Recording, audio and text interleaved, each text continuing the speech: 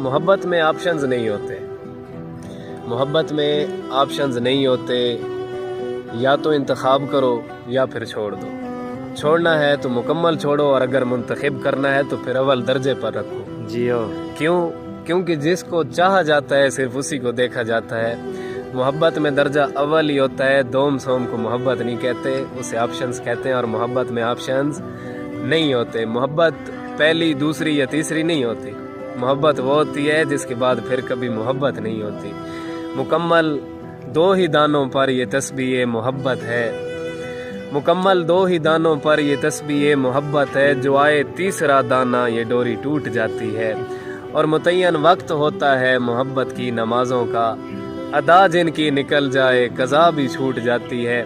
और मोहब्बत की नमाजों में इमामत एक को सौंपें, इसे तकने उसे तकने से नीयत टूट जाती है।